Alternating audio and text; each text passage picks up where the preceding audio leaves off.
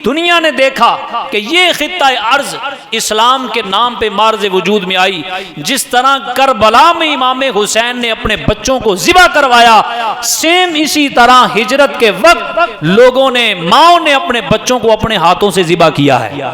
اس پر میں ایک واقعہ عرض کر دوں، آپ سمجھے کہ شاید یہ جذباتی بات ہے۔ اللہ فرماتا ہے وَضَرَبَ اللَّهُ مَثَلًا قَرْيَةً كَانَتْ آمِنَةٌ يَأْتِيهَا رِزْقُهَا مِنْ كُلِّ مَكَانٍ۔ اللہ فرماتا ہے کہ اور اللہ مثال دیتا ہے تمہیں ایک بستی کی، اللہ مثال دیتا ہے ایک بستی کی، یہ اللہ مثال دے رہا ہے، کوئی دنیا دار نہیں، بڑا لیڈر نہیں، یا کسی فوج کا سربراہ نہیں، یا کوئی عدلیہ کا بڑا نہیں دے رہا۔ اللہ فرماتا ہے میں تمہیں ایک بستی کی مثال دیتا ہوں۔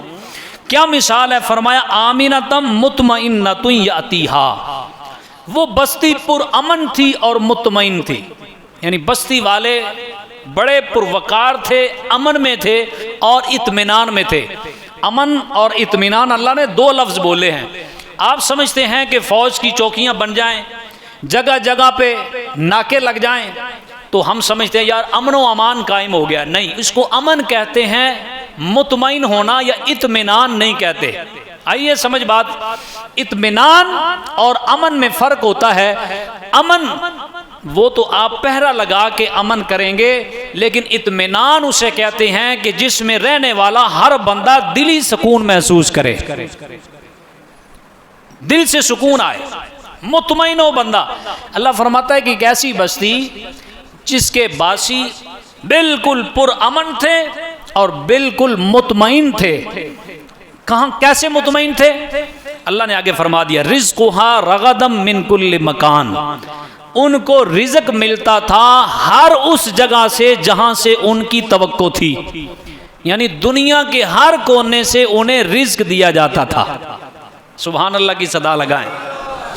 اللہ نے مثال دی ہے اس بستی کی جس میں امن بھی تھا، اطمینان بھی تھا، اور فرمایا کہ راغدم من کل مکان، یعنی رزق جو تھا ان کو دنیا کے کونے کونے سے انہیں رزق بھی دیا جاتا تھا، یعنی ان کی تجارت بہت زیادہ تھی، ان کی چیزیں دنیا میں بکتی تھی اور دنیا والے اس بستی کی طرف، اس ملک کی طرف آتے تھے اور وہاں تجارت کرتے تھے، خوشحال تھے۔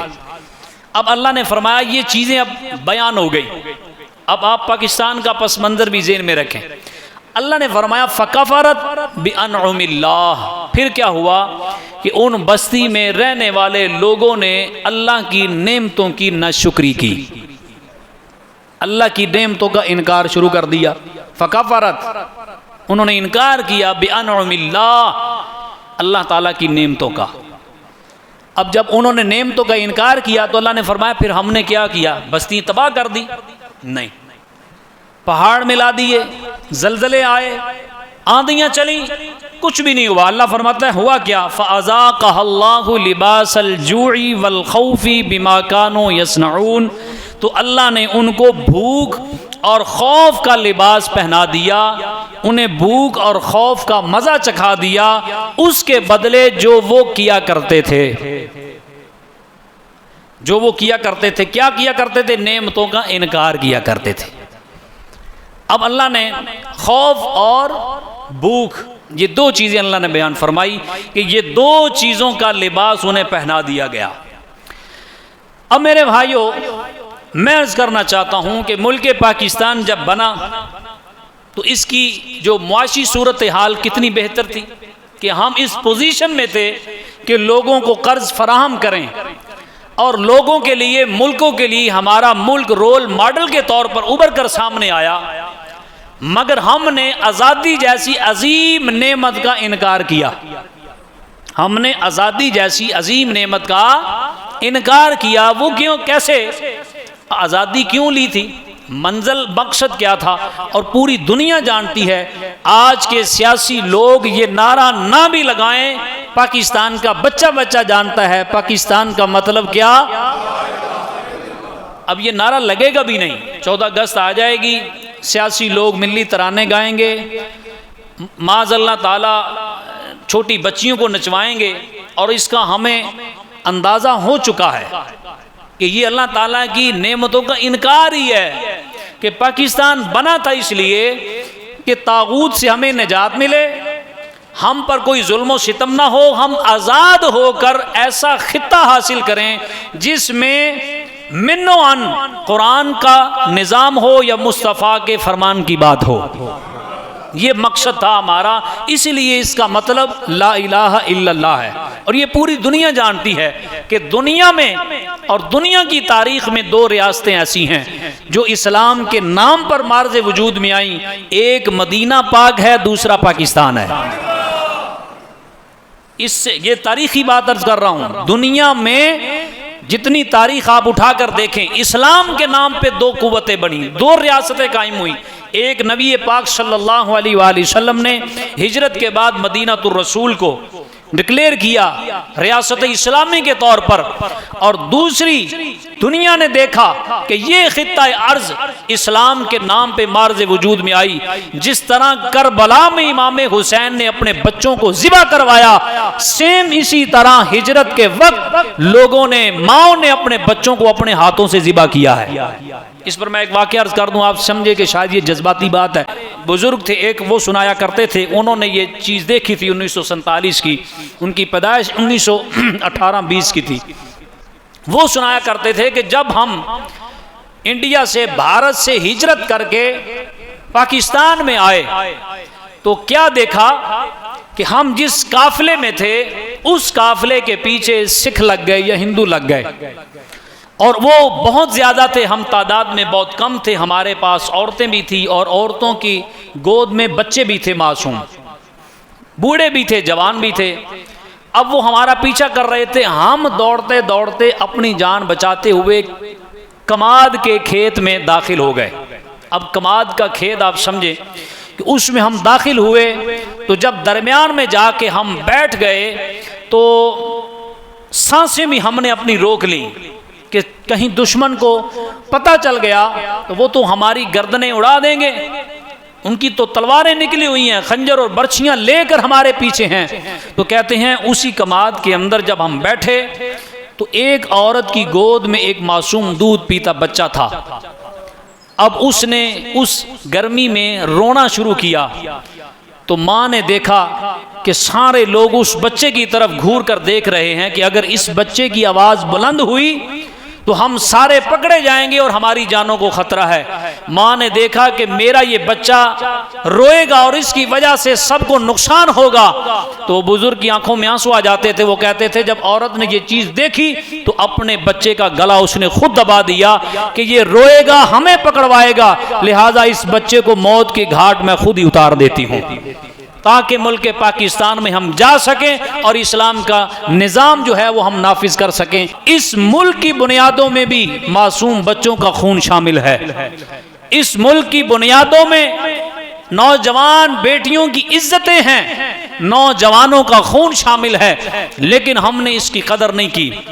اللہ نے یہ نعمت دی تھی کہ تم اس میں نظام اور لا الہ الا اللہ کا نظام آئے، لیکن ہم نے انکار کیا، ہم نے کوئی سمجھا ہی نہیں۔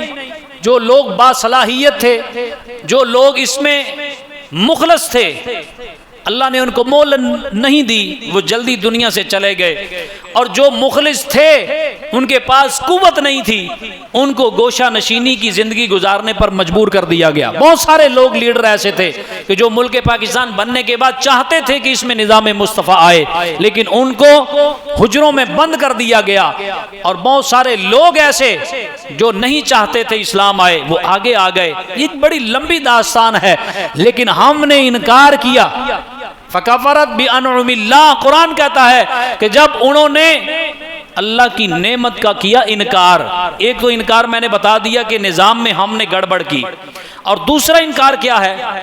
قرآن پاک میں اللہ پاک نے کہیں نہیں یہ کہا کہ میں زانی سے اعلان جنگ کرتا ہوں، میں شرابی سے اعلان جنگ کرتا ہوں، میں بے نمازی سے اعلان جنگ کرتا ہوں، لیکن اللہ پاک نے ایک جرم پر کہا فَأَذَنُوا بِحَرْبٍ مِّنَ اللَّهِ وَرَسُولِهِ، اگر تم سود نہیں چھوڑو گے تو سمجھو اللہ اور اس کے رسول کے ساتھ تم نے جنگ کا اعلان کر دیا ہے۔